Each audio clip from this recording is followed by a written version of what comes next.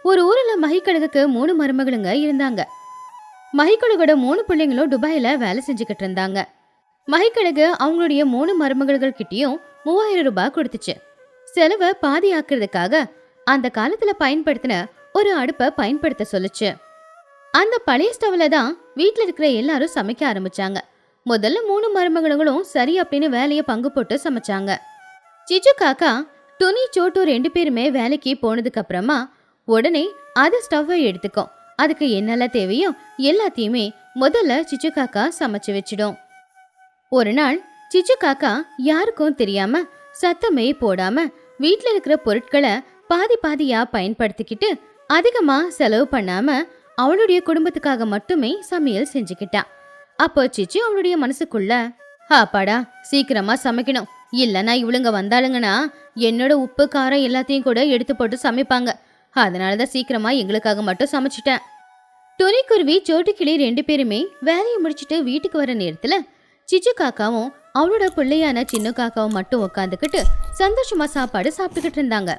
சிச்சு, என்ன இது, நீ மட்டும் தனியா சாப்பிட்டுக்கிட்டு இருக்க, எங்களுக்காக சமைக்கலையா? சிச்சு காக்கா ஒன்னும் தெரியாத மாதிரி, நீங்க 2 பேரும் அப்பா வரல இல்லையா, சின்ன பசிக்குதுன்னு சொன்னா அதனாலதான் நான் அவனுக்காக மட்டும் சமைச்சேன். நீங்க 2 பேரும் வேணும்னா இப்ப போய் சமைச்சுக்கோங்க.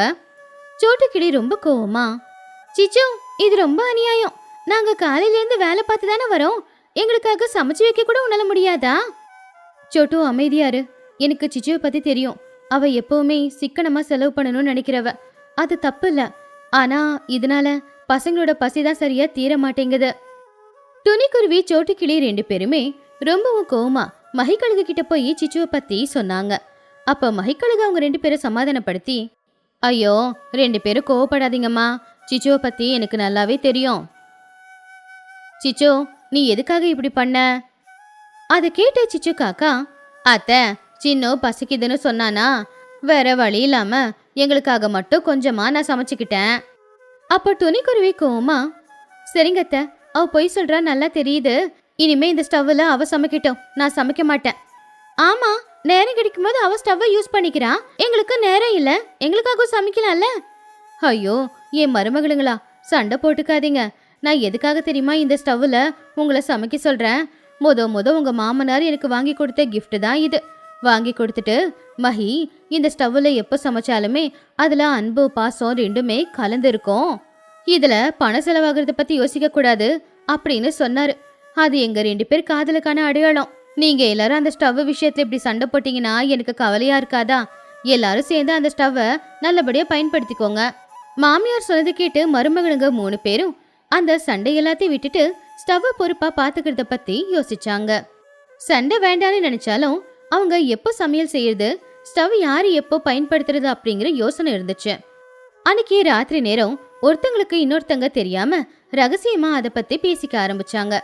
சின்னோ, நாளைக்கு விடிய காலையில எழுந்திருச்சு 4 மணிக்கே நான் சமையல் ஆரம்பிச்சிடுறேன். அப்ப இவங்க வேலைக்கு போறதுக்கு முன்னாடியே நான் எல்லாத்தையுமே சமைச்சு முடிச்சிடலாம். நான் நல்லா சிக்கனமாவும் சமைச்சிடுவேன். சின்ன காக்கா ரகசியமா, என்னம்மா இது, அந்த நேரத்துக்கு நல்லா தூக்கம் வருமே. தூக்கமாட முக்கியம், வாய மூடேண்டா. நான் காலையிலேயே கடைக்கு போகணும் இல்லையா, அதனால எனக்கு டைம் பத்தாது.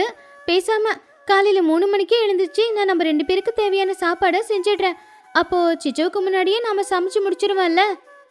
சிச்சுவும் சோட்டுவும் சண்டை போடுவாங்க, என்னால இவங்க கூட சண்டை போட முடியாது. பேசாம ராத்திரி 1 மணிக்கே நான் சமைச்சு வச்சிடுறேன். அதுக்கப்புறம் ஸ்டவ் அவங்க கூட கொடுத்துக்கிறேன், அவங்க எது வேணும்னாலும் பண்ணிக்கிட்டோம். அப்படி 3 மருமகளும் ஒருத்தங்களுக்கு இன்னொருத்தங்க தெரியாம தனித்தனியா ஸ்டவ்வுக்காக ஒரு டைம் டேபிள போட்டுக்கிட்டாங்க. அடுத்த நாள் காலையில வீட்ல அம்மாங்க சண்டை போட்டுக்கிட்டாலும் கூட அதை பத்தியெல்லாம் பெருசா யோசிக்காம பன்னு கிளி, புஜ்ஜி குருவி, சின்ன காக்கா அவங்க வீட்டு வாசல்ல இருக்கிற ஒரு பழைய மாட்டு வண்டிக்கு மேல உட்காந்துக்கிட்டு பேசிக்கிட்டு இருந்தாங்க. காலையில அம்மா 4 மணிக்கே எழுப்பிட்டாங்க, என்ன தூங்கவே விடல. வீட்டுல இவங்க சண்டை போட்டுக்கிறதுனால எனக்கு உண்மையிலேயே ரொம்ப கவலையா இருக்கு தெரியுமா? அட நீ வேறடா, 4 மணிங்கிற, எங்க அம்மாலாம் நைட்டு 1 மணிக்கு எழுந்துருச்சு, யாரும் எந்திரிக்கிறதுக்கு முன்னாடியே சமையல் பண்ணி அந்த ஸ்டவ்வை நல்லா கழுவிட்டு சித்திங்க கிட்ட ஒப்படைச்சிட்டாங்க தெரியுமா? அட ஆமாண்டா சின்னம், எங்க அம்மா 3 மணிக்கே எழுந்துருச்சு எனக்கும் எங்க அம்மாவுக்கும் சமைச்சு வச்சுட்டாங்க. நீ என்னமோ 4 மணிக்கு எழுந்திரிச்சதுக்கே இவ்வளோ கஷ்டப்பட்டுக்கிட்டு இருக்க. இவங்க 3 பேருமே இப்படி வீட்டில் சண்டை போட்டுக்கிட்டு நேரம் மாற்றி மாற்றி சமைச்சிக்கிட்டு இருந்தா நாம எப்படி நல்லபடியாக சாப்பிட்றது? ஒரு வீட்டுக்குள்ளே இருந்துக்கிட்டு எதுக்கு எல்லாரும் சேர்ந்து அரசியல் பண்ணுறாங்க? டேய் சின்னு, உனக்கு என்ன திமிரா? எங்க அம்மாவே திட்டுறியா? எங்க அம்மா எவ்வளோ பொறுப்பா எல்லா வேலையும் செய்கிறாங்க. அப்படி பசங்க 3 பேரும் அந்த மாட்டு வண்டியில உட்காந்துக்கிட்டு பெரியவங்களுடைய சமையல் சண்டையை பத்தி பேசிக்கிட்டு இருந்தாங்க. இந்த சண்டையால அந்த வீட்டுக்குள்ள மருமகளுங்களுக்குள்ள ஒரு யுத்தமே நடக்க ஆரம்பிச்சுது. விடிய காலையில 4 மணிக்கு சிச்சு காக்கா ஸ்டவ் கிட்ட சமையல் செய்யறதுக்காக வந்தா. அதுக்கு முன்னாடியே சோட்டு கிளி 3 மணிக்கெல்லாம் எழுந்திருச்சு சமையல் செஞ்சு முடிச்சிருந்தா. சோட்டுவுக்கு முன்னாடியே டொனி குருவி 1 மணிக்கெல்லாம் எழுந்திருச்சு சமையல் செஞ்சு முடிச்சிருந்தா. சிச்சு காக்கா ஸ்டவ்வை பார்த்து, அட ஸ்டவ் சூடா இருக்கு, சோட்டு சீக்கிரமா சமைச்சிட்டா போல. சரி சரி, நானும் சமைச்சிட்டு ஸ்டவ்வை கழுவி வச்சுட்டு தான் போனோம். அப்படி சிச்சு காக்கா அந்த ஸ்டவ்வை பத்த வச்சு அதுக்கு மேல பெரிய குண்டால தண்ணி காய வச்சது. ஏற்கனவே ஸ்டவ் ரொம்ப சூடா இருந்ததுனால மறுபடியும் சூடு அதிகமாகி ஸ்டவ் 2ஆ உடைஞ்சிருச்சு. ஐயோ, ஸ்டவ் உடைஞ்சு போச்சே, இது பெரிய நஷ்டம். மாமாவோட கிஃப்ட் உடைஞ்சு போச்சே. அந்த சத்தத்தை கேட்டு வீட்டுல இருக்கிறவங்க எல்லாருமே எழுந்திருச்சு வந்து ஸ்டவ் உடைஞ்சு போயிருக்கிறத பார்த்தாங்க. மகிகளுக்கு அதை பார்த்து கோவப்பட்டுச்சு. சிச்சு, என்ன இது? என் புருஷன் எனக்காக கொடுத்த இந்த ஸ்டவ்வை எதுக்காக இப்படி உடைச்சு வச்சிருக்கே நீ? அத்தை, நான் இல்ல, நான் சமைக்கும் போது தான் உடைஞ்சு போச்சு. ஒத்துக்கிறேன், இதுக்கு நான் தான் காரணம். என் பணத்தை செலவு பண்ணி ஸ்டவ்வை நான் சரி பண்ணி கொடுத்துடுறேன். அத்தை, பரவாயில்ல விடுங்க. அந்த ஸ்டவ் ரொம்ப நாளா உடைச்சதில்ல, அதனாலதான் இப்படி உடைஞ்சு போயிடுச்சு போல. நம்ம எல்லாரும் சேர்ந்து வேற ஸ்டவ்வை வாங்கிக்கலாம். எதுக்கு நாம செலவு பண்ணி வாங்கணும்? அவளையே ஸ்டவ்வை வாங்க சொல்லு. போது நிப்பாட்டுங்க. எனக்கு என் ஸ்டவ் முக்கியம்தான். அதை விட என் மருமகளோட சந்தோஷம் ரொம்ப முக்கியம். அந்த ஸ்டவ் பல வருஷமா வேலை செஞ்சது இல்லையா, அதான் இப்ப இப்படி உடைஞ்சு போச்சு. நீங்க யாரும் அதை நினைச்சு கவலைப்படாதீங்க. பொருள் உடைஞ்சு போகலாம், ஆனா உறவுகள் உடையக்கூடாது. இந்த ஸ்டவ் உடைஞ்சு போன கஷ்டத்தை விட என் மருமகளுங்க 3 பேரும் இப்படி பிரிஞ்சு போய் சண்டை போடுறத பார்க்கும் போதுதான் எனக்கு கஷ்டமா இருக்கு. என் மருமகளுங்க எப்படியாவது மாறிதான் ஆகணும். அப்படி மகிகளுக்கு ஸ்டவ் உடைஞ்சு போனதுக்கு வருத்தப்படல. துபாயில இருக்கிற 3 பிள்ளைங்களுக்கும் போனை பண்ணி 3 மருமகளுங்களுக்கும் தனித்தனியா ஸ்டவ் வாங்கி அனுப்ப சொல்லுச்சு. மகிகளுக்கு அந்த ஸ்டவ் மருமகளுங்க கிட்ட கொடுத்துட்டு, மருமகளுங்களா, இந்தாங்க உங்க 3 பேருக்கும் 3 ஸ்டவ். துணி, சோட்டு, சிச்சு 3 பேரும் தனித்தனியா சமைச்சுக்கோங்க. ஆனா ஒண்ணு, 3 பேரும் இதே மாதிரி அன்பையும் பகிர்ந்து கொடுத்துக்கோங்க. அத்தை, நாங்க தப்பு பண்ணது என்னமோ உண்மைதான். ஆனா அது எங்க சூழ்நிலை காரணமா பண்ணது. நீங்க வருத்தப்பட்டீங்கன்னா அதை தாங்க முடியல அத்தை. சிச்சு காக்கா அழுதுகிட்டே, அத்தை, தப்பு பண்ணிட்டோம் தான், இனிமே நாங்க இப்படி நடந்துக்க மாட்டோம். ஒருத்தங்களுக்கு ஒருத்தங்க உதவியா இருக்கோம். ஆமா, இனிமே நாம சண்டை போடுக்க கூடாது. 3 பேரும் எப்பவுமே ஒற்றுமையா இருக்கணும். மருமகளுங்க 3 பேருமே புதுசா வாங்கியிருக்கிற அந்த 3 ஸ்டவ்ல இருந்து ஒரு ஸ்டவ்வை மட்டும் பயன்படுத்திக்கலாம் அப்படின்னு முடிவெடுத்தாங்க. அத்தை, இந்த 3 ஸ்டவ்ல நாங்க ஒரு ஸ்டவ்வை பயன்படுத்திக்கிறோம். அந்த 2 ஸ்டவ்வை நீங்க திரும்ப கொடுத்துருங்க. ஆமா அத்தை, இனிமே ஒரே ஸ்டவ்ல நாங்க 3 பேரும் சமையல் செஞ்சுக்கிறோம். நாங்க பண்ணது தப்புதான், எங்க தப்ப மன்னிச்சிடுங்க. இனிமே இந்த மாதிரி ஒரு தப்பு நடக்காம நாங்க பாத்துக்கிறோம். அப்படி மருமகளுங்க 3 பேரும் அந்த ஒரே ஸ்டவ்ல சமையல் செய்யலான்னு முடிவு பண்ணாங்க. அடுத்த நாள் காலையில 3 பேரும் ஒரே நேரத்துக்கு எழுந்திருச்சாங்க. ஒருத்தங்களுக்கு ஒருத்தங்க உதவி செஞ்சுக்கிட்டு சமையல் வேலைய செஞ்சுக்கிட்டு இருந்தாங்க. சீச்சு, உப்ப சரியா போடு, கம்மியா போடாத.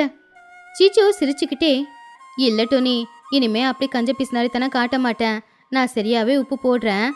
மகிக்கழுகு வெளியில நின்னு மருமகளுங்க 3 பேரும் ஒற்றுமையா சமைக்கிறத பார்த்து சந்தோஷப்பட்டுச்சு.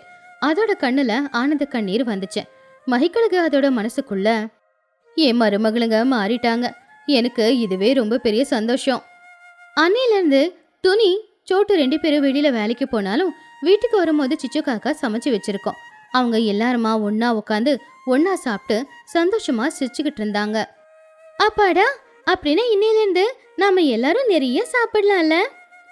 புஜ்ஜி, எப்பவுமே நீ சாப்பாட்டை தவிர வேற எதை பத்தி யோசிக்க மாட்டியா? இந்த கதையில இருக்கிற நீதி என்னன்னா, வீட்டுல இருக்கிற பொருட்களை பங்கு போட்டுக்கிறது இல்ல, அன்பு, பாசம், பொறுப்பு, கடமைய பங்கு போட்டு வாழணும். அப்பதான் வீட்டுல இருக்கிற பொருள் கூட சரியா வேலை செய்யும்.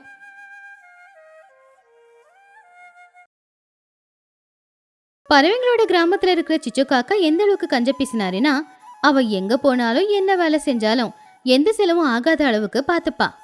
முக்கியமா சாப்பாடு விஷயத்துக்குன்னு வந்தா சிச்சு காக்கா எப்பவுமே மத்தவங்களோட வீட்டுக்கு போய் இலவசமா சாப்பாடு சாப்பிட்டுட்டு வருவா. ஒரு நாள் துணிக்குருவியோட வீட்டுல எல்லாருக்குமே துணி சாப்பாடு போட்டுக்கிட்டு இருந்தா.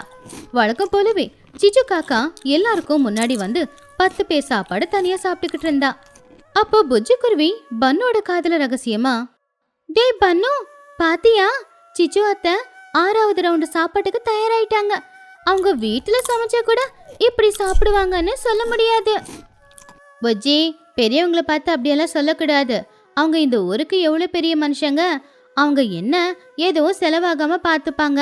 அதனாலதான் வீட்டுல செலவு பண்ணி அவங்க சமைக்கிறது இல்ல.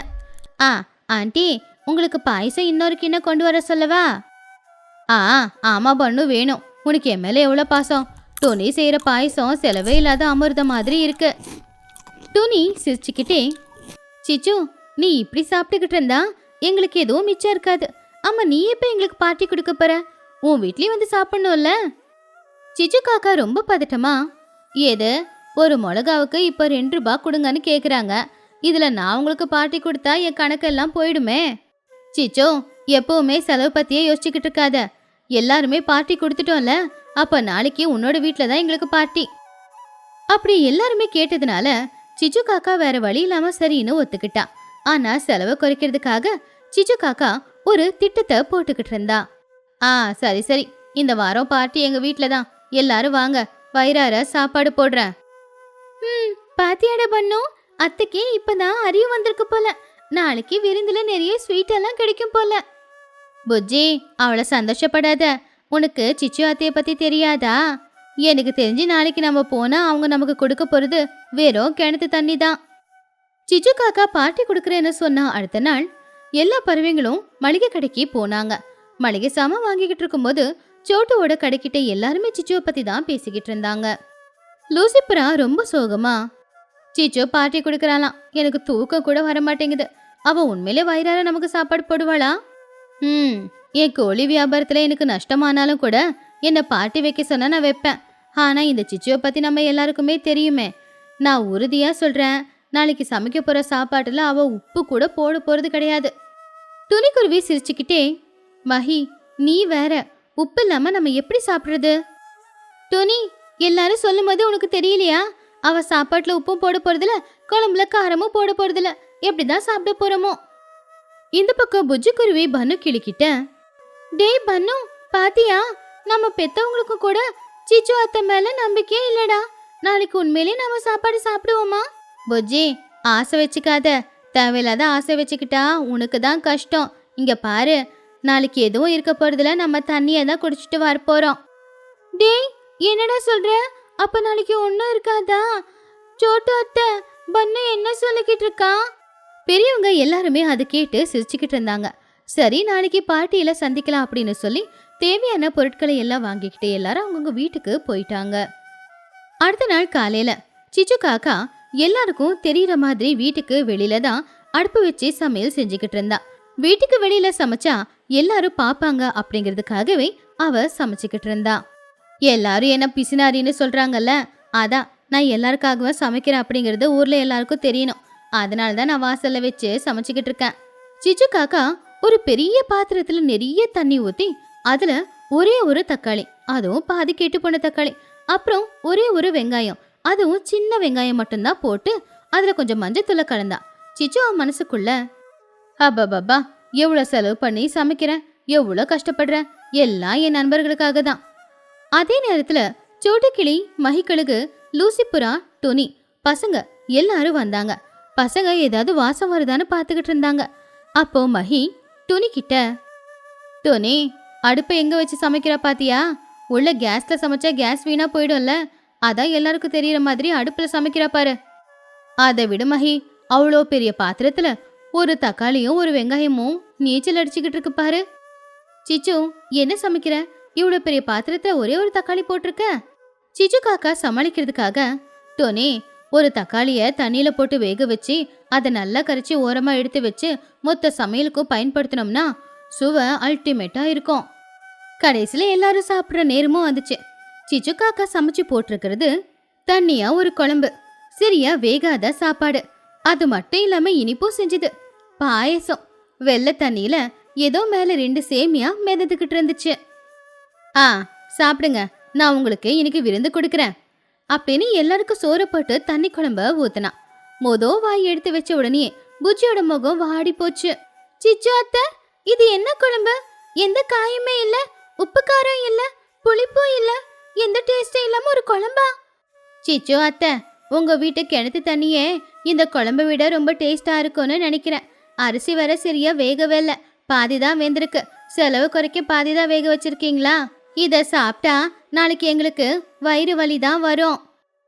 சிச்சு காக்கா ரொம்ப கோவமா, என்னங்கடா கிண்டலா இருக்கா? உப்பு உடம்புக்கு ஆகாது, அதனால கொஞ்சமா உப்பு போட்டிருக்கேன். துணிக்குருவி அதை பார்த்து சிரிச்சுக்கிட்டே, சிச்சு நீ சாதாரண பொண்ணே இல்ல, நீ எல்லாம் சன்னியாசம் எடுக்க வேண்டியவ. சன்னியாசிங்க தானே உப்பு காரம் எதுவுமே இல்லாம சப்புன்னு சாப்பாடு சாப்பிடுவாங்க. இந்த சாப்பாடு சாப்பிட்டா பசி தீராது, அதுக்கு பதிலா வேற ஏதாவது தான் வரும். அதே நேரத்துல இந்த பக்கம் புஜ்ஜி குருவி பன்னு கிளி 2 பேருமே உப்புக்காக சண்டை போட ஆரம்பிச்சாங்க. டேய் பன்னு, அந்த உப்பு பாக்கெட் எடுறா, இந்த தண்ணி குழம்புல கொஞ்சம் உப்பாச்சும் போடலாம். நான் மாட்டேன், அப்புறம் சிச்சு அத்தை பார்த்தா உப்பு செலவாயிடும்னு என்ன பிடிச்சி கத்துவாங்க. சி, ஏண்டா இப்படி இருக்க? சிச்சு காக்கா சமைச்ச சாப்பாடை சாப்பிட முடியாம புஜ்ஜி பன்னு 2 பேருமே எழுந்திருச்சு அங்கிருந்து வெளியில போய் விளையாட ஆரம்பிச்சாங்க. அப்பதான் அந்த இடத்துல சிச்சு காக்காவோட புள்ளையான சின்ன காக்காவும் கவலையா உட்காந்துக்கிட்டு இருந்தான். இதை எதையுமே சிச்சு காக்கா கவனிக்கவே இல்ல. அவ சமைச்ச சாப்பாட்டை பத்தி அவ பெருமையா பேசிக்கிட்டு இருந்தா. இந்த பக்கம் புஜ்ஜி சின்னவ பார்த்து, டேய் சின்னு, என்னடா ஆச்சு? உங்க அம்மா சமைச்ச சாப்பாடு சாப்பிட்டு முகம் வாடி போச்சா? அப்போ சின்ன ரொம்ப வருத்தத்தோட, புஜ்ஜி எங்க அம்மா எப்பவுமே இப்படிதான் சமைச்சு கொடுக்குறாங்க. இன்னைக்கு சாப்பிட வந்த என் ஃப்ரெண்ட்ஸ் எல்லாரும் என்னை எப்படி திட்டிட்டு போனாங்கன்னு உனக்கு தெரியுமா? டேய் சின்னோ, கவலைப்படாத விட்ரா. சிச்சு அத்தைய பத்தி இந்த ஊர்ல எல்லாருக்கும் தெரியும்ல, அதனால யாரும் உன்னை ஏதோ தப்பா நினைச்சுக்க மாட்டாங்க. நீ அழாதடா.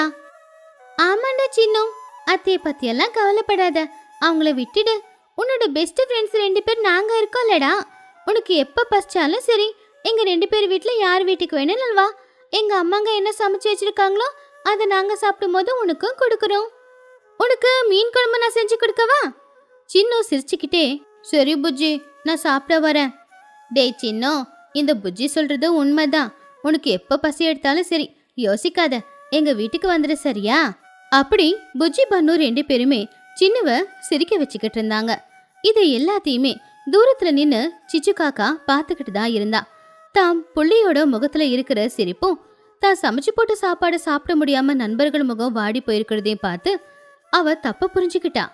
சிச்சு மனசுக்குள்ள, என் கஞ்ச புத்தியால நான் சமைச்சு போட்டு என் புள்ளைய இந்த அளவுக்கு கொடுமைப்படுத்திருக்கேன்னு இன்னைக்கு தான் தெரியுது.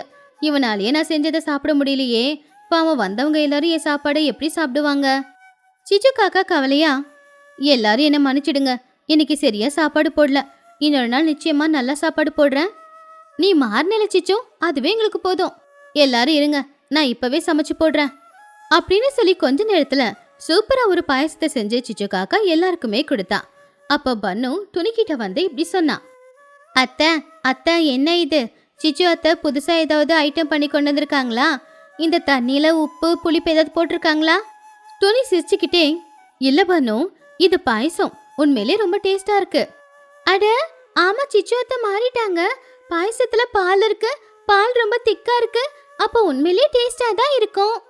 ஆமா புஜ்ஜி, சிச்சு அத்தைக்கு பணம் செலவாகிறத விட நட்பு ரொம்ப முக்கியம் அப்படின்னு தெரிஞ்சுக்கிட்டாங்க போல. அப்ப வா, நம்ம இன்னொரு ரவுண்டு சாப்பிடலாம். அப்ப சிச்சு காக்கா பாசமா, வாங்க பசங்களா வாங்க, நீங்க வயிறார இன்னைக்கு சாப்பிட்டுட்டு அப்புறம் வீட்டுக்கு போலாம். இந்த கதையில இருக்கிற நீதி என்னன்னா, மத்தவங்க நம்ம மேல நல்லபடியா பாசத்தை காட்டும் போது நம்மளும் அவங்க மேல நல்ல பாசத்தை தான் காட்டணும். கஞ்ச புத்தியால அவங்க எல்லாருடைய பாசத்தை மட்டும் எப்பவுமே இழந்துடக்கூடாது.